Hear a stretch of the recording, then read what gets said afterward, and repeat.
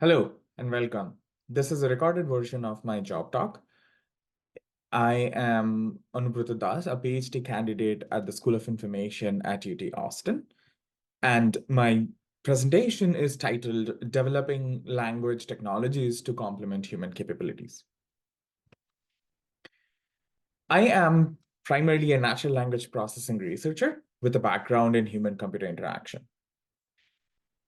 Given this background, my work has always been grounded in empowering stakeholders, especially around building NLP methods that help stakeholders understand, guide, and maintain discretion over natural language processing model. To this end, I have these three facets of research. One is human-centered NLP, the other one is interpretable NLP, and the third one is responsible AI.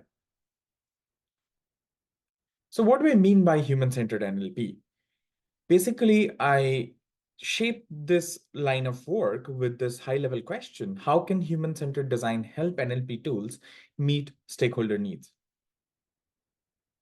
In interpretable NLP, the question that I'm interested in is how can we build NLP models that help stakeholders understand enough about the model's underlying process for decision making so that they have an appropriate trust in such models.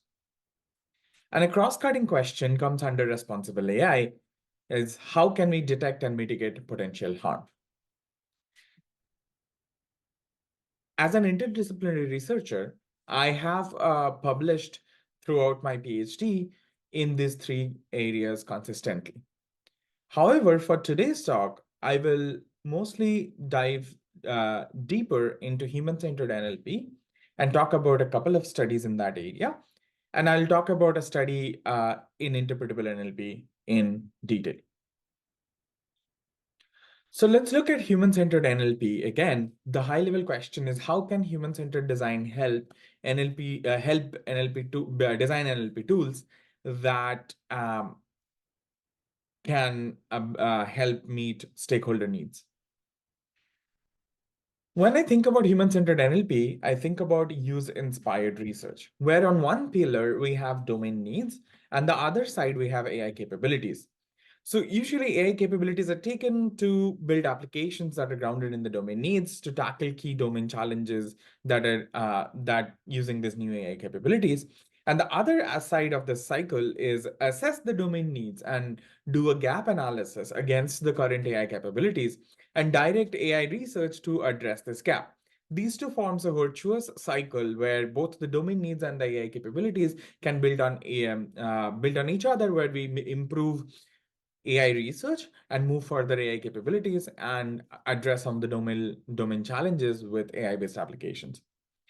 So this requires engaging stakeholders early on, and that's where HCI methods kind of can help to bridge the gap between basic research in AI and the application domain. For my work, I have mostly grounded in this domain of automated fact-checking. Fact-checking is a critical domain in enabling public discourse against curbing misinformation or disinformation. We have seen that there is largely manual professional effort around fact-checking that requires a scale-up because there is the sheer scale of the problem, especially with online misinformation, cannot be tackled only with experts. A growing body of NLP technologies have been proposed to kind of address these issues to scale up fact checking more. However, practical adoption of these tools remains in its infancy. So the stakeholders that I am interested in working with are fact checkers. Graves and McAuliffe kind of characterize the kind of work that fact checkers need to do in order to perform their day-to-day job. A kind of summarized version of that is three different aspects. The first one is monitoring and selecting claims. Fact checkers are responsible for monitoring different sources such as news source, political speeches, social media, as well as more traditional methods, and anywhere fake news can arise from. And fact checkers need to monitor these different sources and figure out which claims kind of triage to determine which claims to be needs to be selected. The second part is once they have decided which claims to fact check, they are interested in investigating the facts, which is required a specific skills on identifying required piece of information from a messy set of information that's available in the world as well as online, and provide an argument or form an argument to determine whether or not this claim is true or false.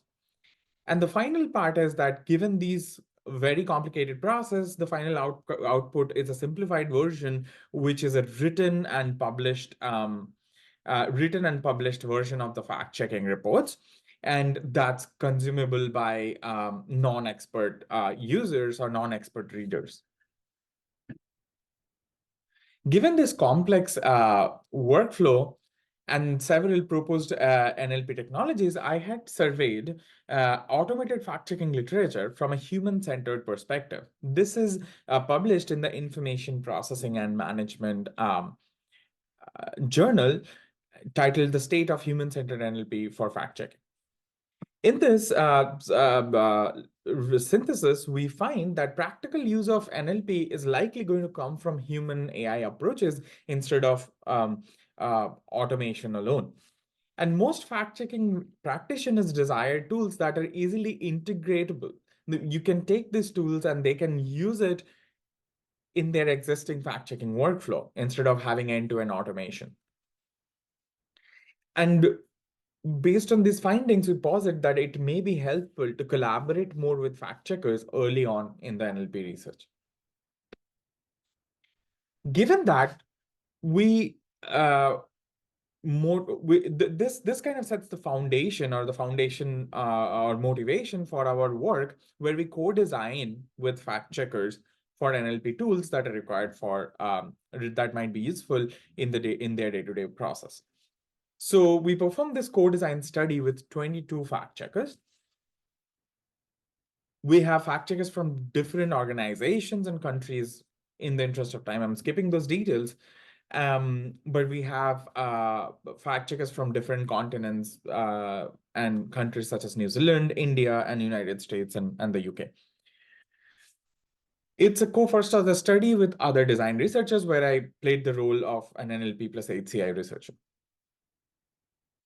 So this paper is under review currently, and this is titled as Human-Centered NLP for Fact-Checking, Co-Designing with Fact-Checkers Using Matchmaking for AI. So when we think about co-design with fact-checkers, we first start with this question about methodology. How do we actually co-design AI with stakeholders who are not AI experts? This breaks down in three sub-questions. What do an AI HCA researchers need to know about the domain in order to identify what to build? How can we help non-AI experts to understand what the current AI capabilities are and how it can help in their current workflow?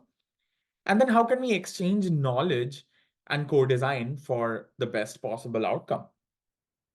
And once we answer this methodological question, we need to ask this insight question that what AI is actually needed to be built in this domain, which is the use-inspired research aspect, which basically is about deriving new insights that are specific, um, specific to different stakeholder needs. And we use that insights to identify what basic NLP research is required in order to meet those needs. So let's look at the methodological aspect of this, which starts to answer this high-level question of how to design AI, co-design AI with stakeholders who are non-experts. So we build on an existing method proposed by Bly and Churchill and have also been modified by Dike and Zimmerman. Here we start with mapping stakeholders' expertise and AI needs. I'll explain what that means in the next slide. We build AI probes to help stakeholders understand AI capabilities. And then the final stage, we brainstorm AI design elements. So the first step is mapping stakeholder needs. How do we do that mapping? We take the stakeholders and in order to elicit responses, we first ask them Can you provide some examples of recent fact checks that have been interesting to you that had a surprising veracity result, or the process was particularly challenging in order to verify these? So this helped us help the stakeholders think about boundary cases that they may have already faced in their day-to-day work, as well as the typical workflow. And once they have given 3 to 4 examples, then we start by taking one such fact check and we ask them to list out the subtasks that they had to perform, the desired outcome for each of these subtasks, and the computational tools that they have used, what limitations, benefits, or improvements that they have faced.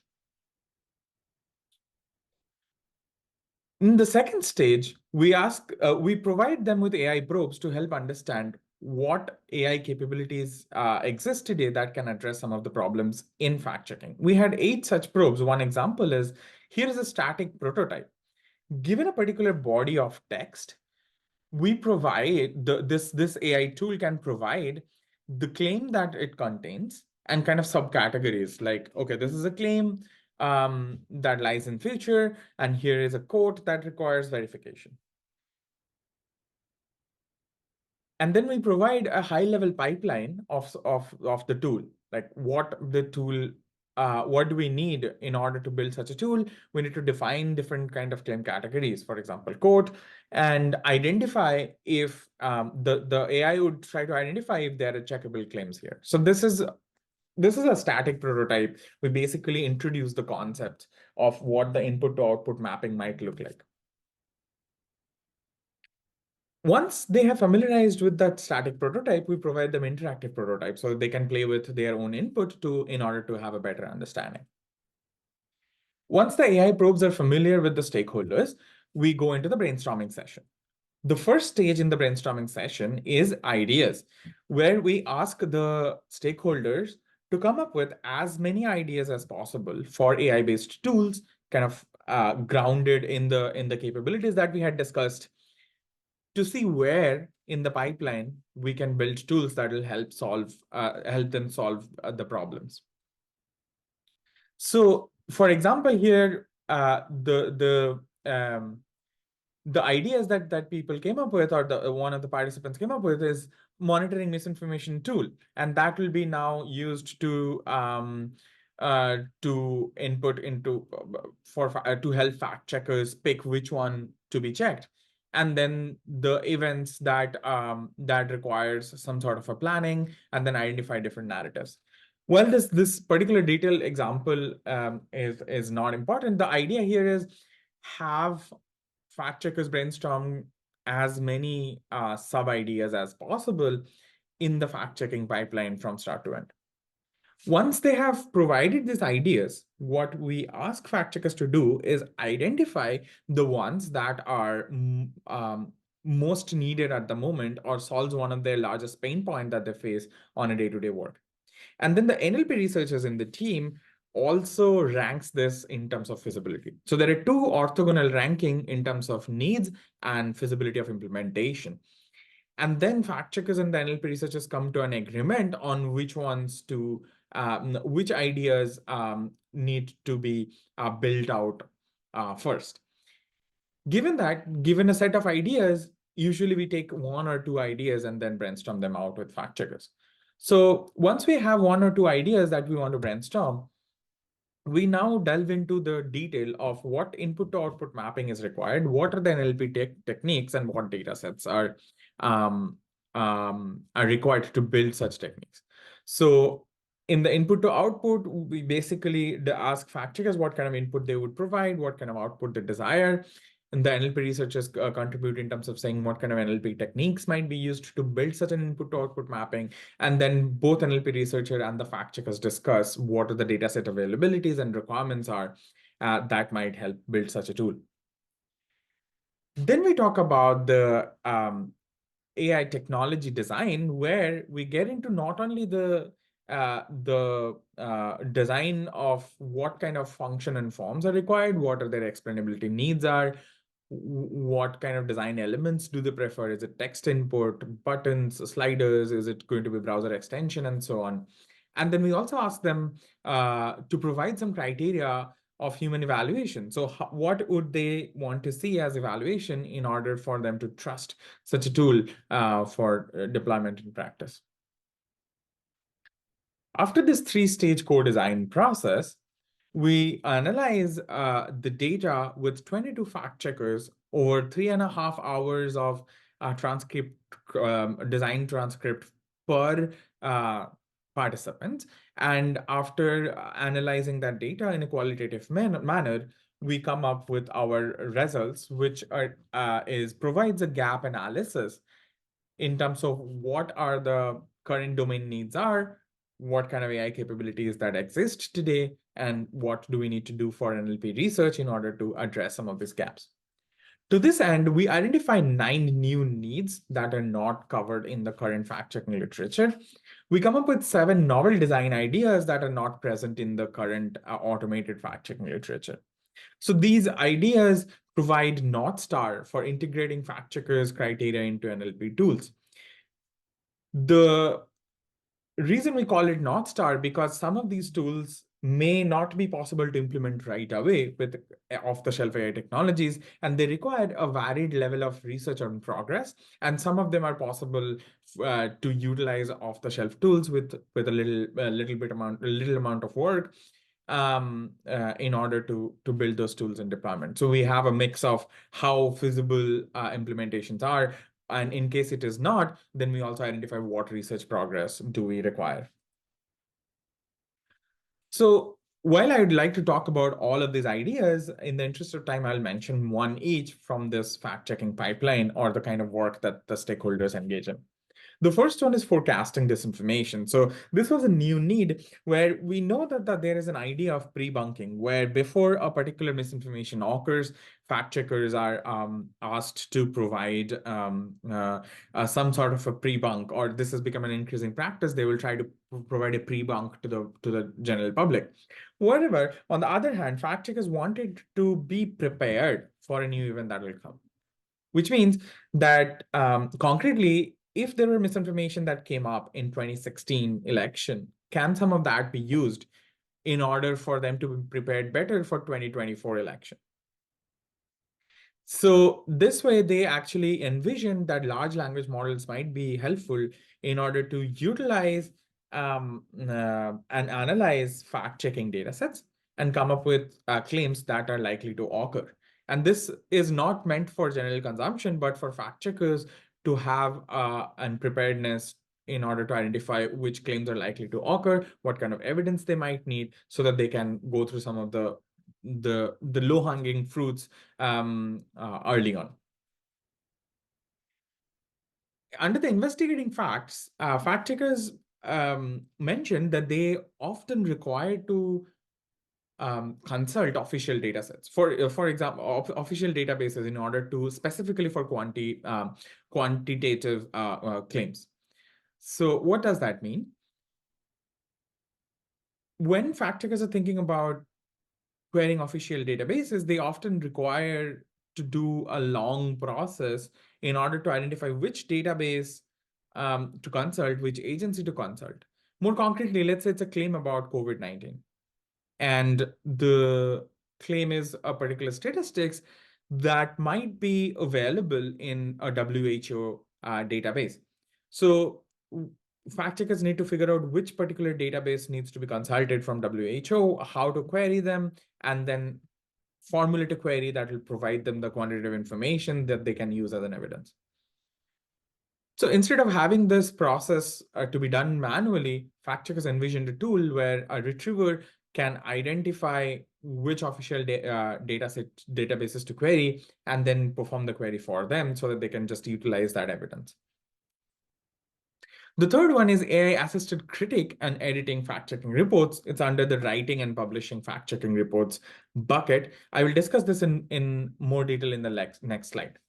So in this AI-assisted critique, participants envisioned a model-assisted editing that can help them provide a first pass before submitting the fact checks to human expert editors. So fact checkers often take their reports to human editors and they will look for different subjective criteria before a fact check is ready to be published for general public. So they envision several features by this editor, or this editing assistant. It starts with something like writing quality. Is this readable? Is this coherence? Is it clearly written? Some of these can be done by current tools like Grammarly.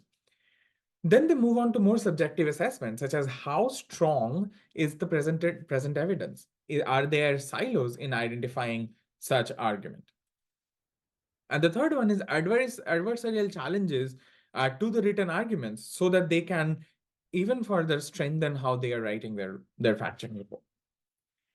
Last but not the least, they wanted some form of a control where participants can capture their organizational constraints and styles that usually varies from organization to organization. So as you can see that these features are increasingly complicated and may not be possible to perform well by the existing tools, even the state-of-the-art large language models. So further research is required in terms of data sets and evaluation benchmarks for writing fact checks. So I started this section with this question: how can human-centered design help NLP tools meet stakeholder needs? So our study shows that we can engage stakeholders at a very early stage of NLP development, and we can design tools that can meet stakeholder needs. We can also identify gaps in the current NLP capabilities that create insights from NLP research in the domain. That brings me to the end of the human-centered NLP aspect of this talk. In our study, we also found that stakeholders express a need to understand how NLP models work in order to have an appropriate trust in the model. This is at par with lots of different stakeholder-oriented studies where for high-stake decisions, stakeholders particularly want to have an understanding about the inner workings of the model itself, which creates a segue for the next section on interpretable NLP. Here I'll talk about one study that I performed that I published in ACL. So the key question is, how can we build NLP models that help stakeholders understand enough about a model's decision-making process to appropriately trust and use it? So helping stakeholders have two different aspects. One is we need new methods to build interpretable models that are good for model NLP tasks. And then we need a way to evaluate how effective these models are, especially in terms of interpretable, in terms of whether the interpretability aspects of this model are actually helpful for stakeholders in understanding the model's working principles. So first, I'll talk about this building interpretable NLP model aspect. So when we think about explanations in NLP, natural language, there are usually typically two different types of explanations. One is natural language explanations, where the model provides its reasoning in natural language, which you will see more and more common with large language models, such as ChatGPT. The other aspect is highlights, where given a particular input, the model highlights different parts of the input that are important for the prediction. Let's take an example. The task here for a model is to predict whether a given text exhibits exaggeration or not. The input is his ego is size of Mount Rushmore. So this highlight, the size of Mount Rushmore, shows that this particular phrase makes this sentence an exaggerated framing. So this is kind of where through highlights, the model explains its thinking and grounded in the input. My work is slightly different from these two more common areas of focus in explainable NLP. I look at explanation by examples. What training examples does the AI deem most important in order to provide insights for a new case at hand? What does that look like? When we have an interpretable model for the same example from before, that his ego is of the size of Mount Rushmore, the model says I predict exaggeration. And as explanation, it comes up with key training examples. Example one, your decrepit furniture seems to be from Jurassic era, which is basically exaggerating how old a furniture is. Or this homework assignment will take years to finish. It's exaggerating how long it takes for an assignment to finish. So why do we want to explain things by example? First of all, there is a rich history in classical AI in terms of case-based reasoning. A simple model could be thought as k-nearest neighbor, where a new data point gets its label from the clusters that it's closest to. And this is kind of akin to how people might reason by analogy, where they try to make sense of a new situation or a new problem based on the cases that they have been exposed to before. However, there is very little work on this in AI today. Because modern NLP models, modern NLP models are mostly neural models that have captured the state of the art, and traditional models like k-nearest neighbor fell behind in state of the art. There are some techniques for explaining models with the based on the training data, such as influence function, which is one of the more common or more popular methods.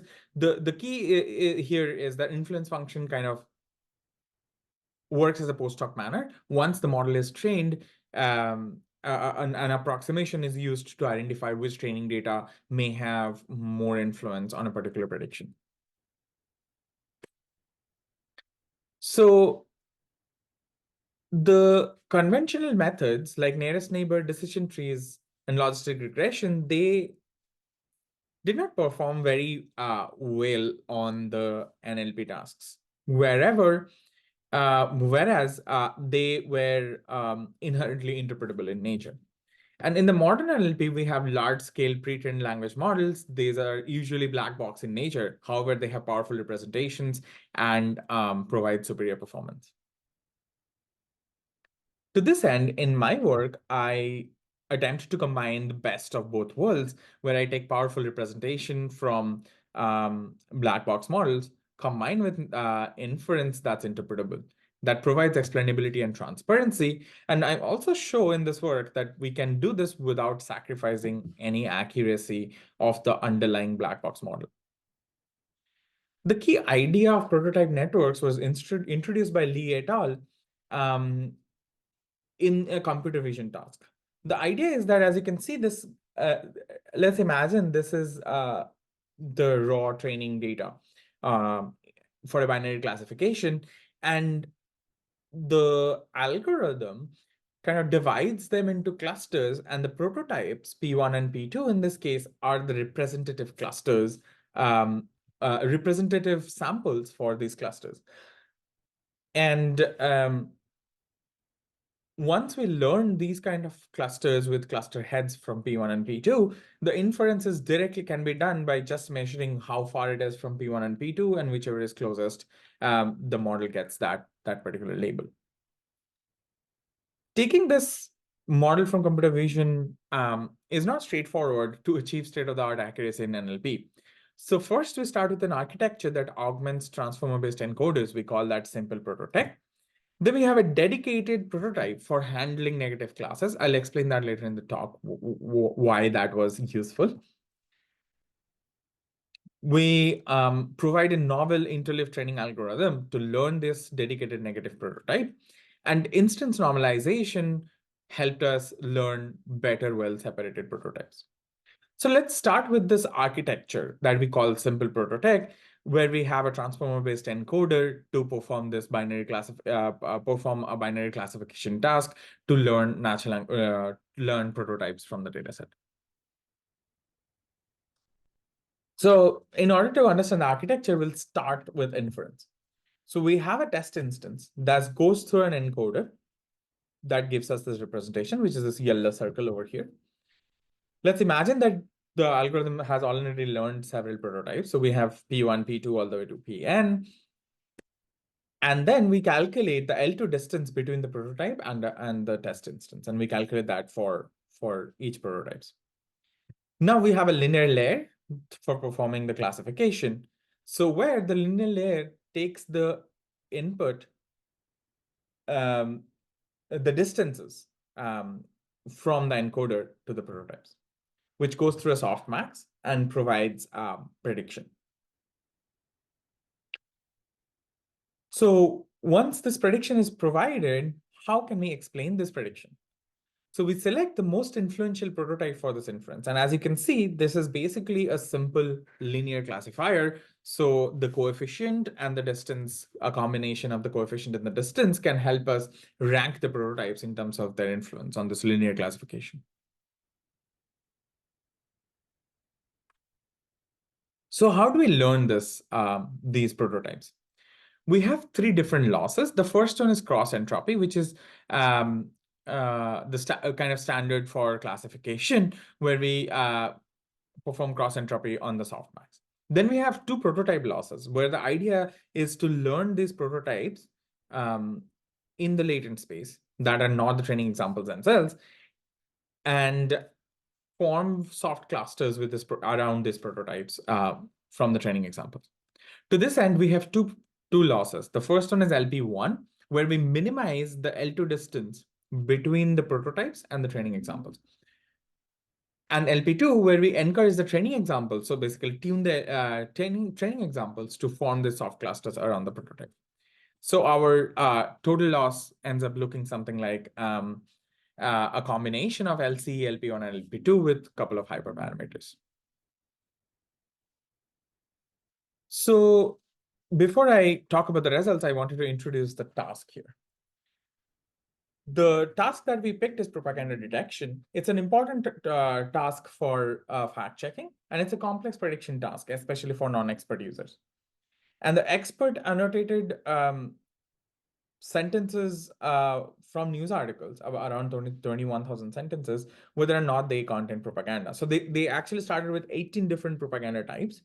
And if a sentence contains one of these 18 different propaganda types, one or more, and then it's marked as a propaganda. Otherwise, it's marked as a not propaganda.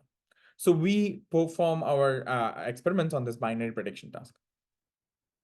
Some of the examples were similar to what I started with. Exaggeration is a style of propaganda framing. The other style is, for example, name calling, where Manchin says Democrats acted like babies at the State of the Union. That's an example of name calling. So let's look at some of these baselines. These are F1 scores. And the random baseline gives us 0.47 as the macro F1. And we have BERT-Large and BART-Large. These are two neural models that provides 0.73 and 0.75 F1 score.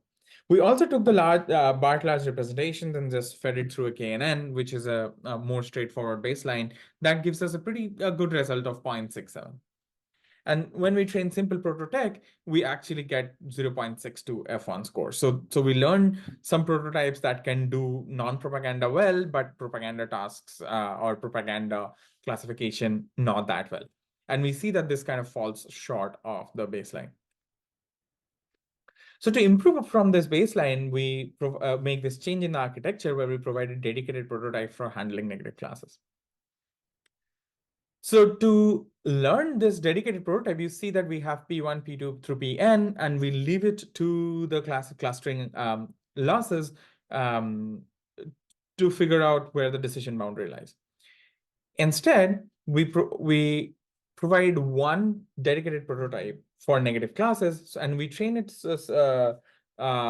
in a way so that the negative prototype only are closer to the negative classes, in this case, non-propaganda sentences, and everything, the propaganda classes kind of are learned in a more latent manner.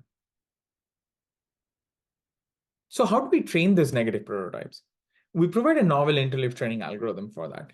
Before I talk about the novel interleaf training algorithm, let's have a recap on how do we train this simple prototype architecture in a standard training manner. We have these two losses, LP1 and LP2, that minimizes the L2 distance between the prototypes and the training examples.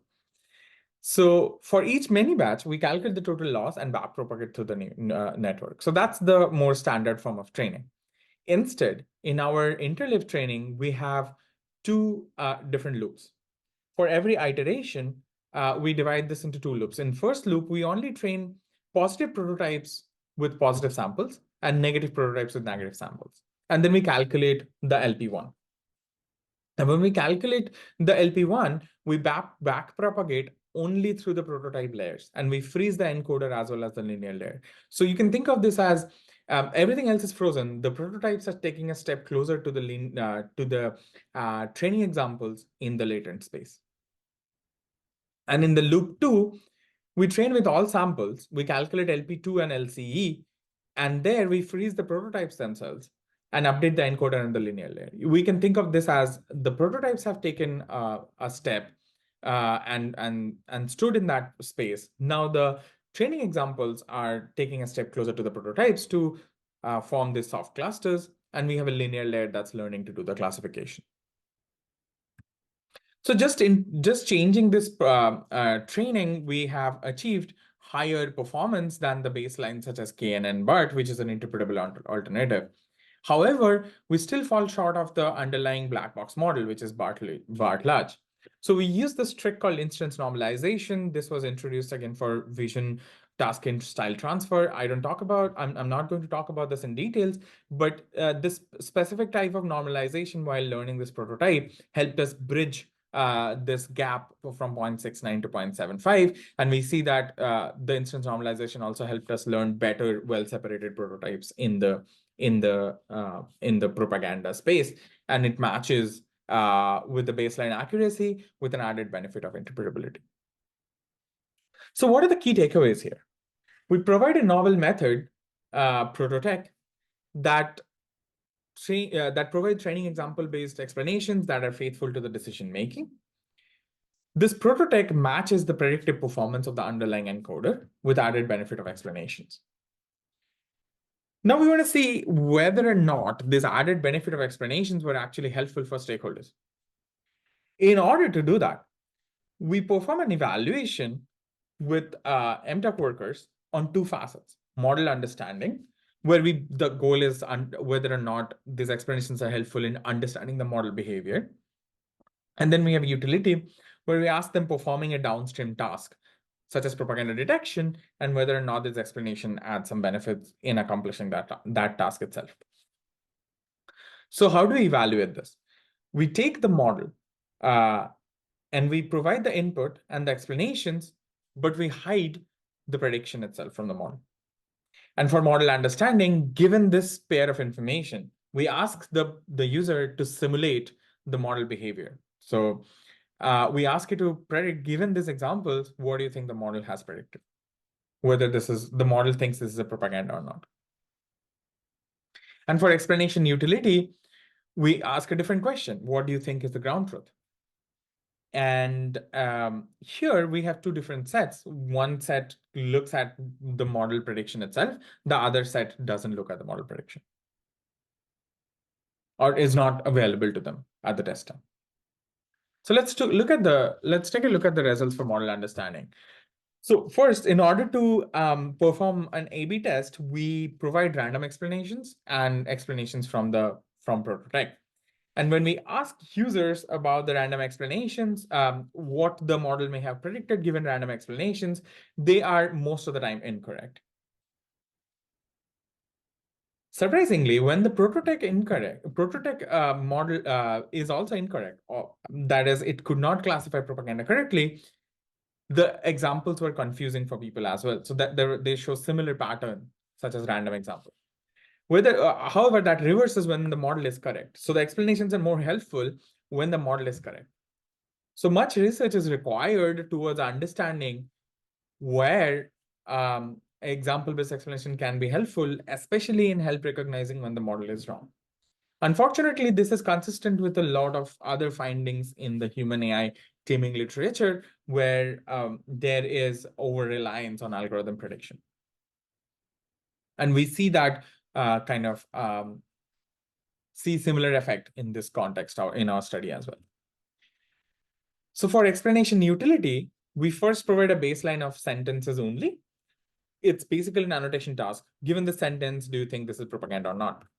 And then we have sentence plus random examples, which are more confusing to people. Random examples don't seem to help in identifying a new text that's propaganda or not. Then we have a varying model performance. We have 50% for a lower bound. This is all done post-hoc. 75% is around where the prototype model performs, and 100% is to figure out the upper bound. So we first show the explanation only case where the model prediction is not available. We see that that's better in terms of identifying the propaganda task in the sentence plus random example case. And we see that the improvement increases over with the accuracy, and this goes even further when we push it to 100%.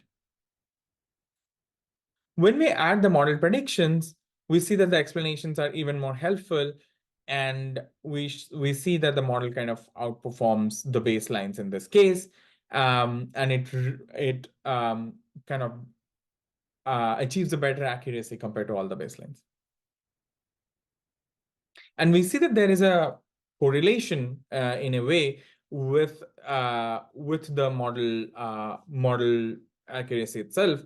So kind of similar finding as before, that if the model is correct, the explanations seem to be more helpful. So what are the takeaways from this evaluation? Is that we see that people tend to overtrust prototype explanations, even when the model is incorrect. And more HCI research needs to be done in terms of when and how example-based explanation can reduce this overtrust. That brings me to the end of this section on interpretable NLP. Now I'll dedicate just one slide to mention one work in responsible AI. This is a 100-page monograph that I had written as a only student author with 3 other senior researchers. It's a taxonomy of the problem space on fairness in information access systems. The key goal for this monograph is that you can, if you're an information retrieval researcher interested in fairness, or if you're a fairness researcher interested in information retrieval, this provides a detailed taxonomy and key literature that can be used in order to get started in this problem space. And we also identify several future research direction that requires solving in this particular problem space. This brings me to the end of the talk. Once again, my research areas are human-centered NLP, interpretable NLP, and responsible AI. And these are my publications over time in all these 3 areas. I'd like to thank my advisors, Dr. Matt Lees and Dr. Jesse Lee, for their help throughout my PhD, and all the co-authors and the collaborators I have the chance to learn from. I would like to thank Texas Advanced Computing Center for all the computing resources, and Good Systems, Knight Foundation, Micron Foundation, Wipro, NSF, and Cisco Research for funding my research, and Amazon Science for funding with compute credits. Thank you so much for watching. If you have any questions, feel free to write to me. Thank you.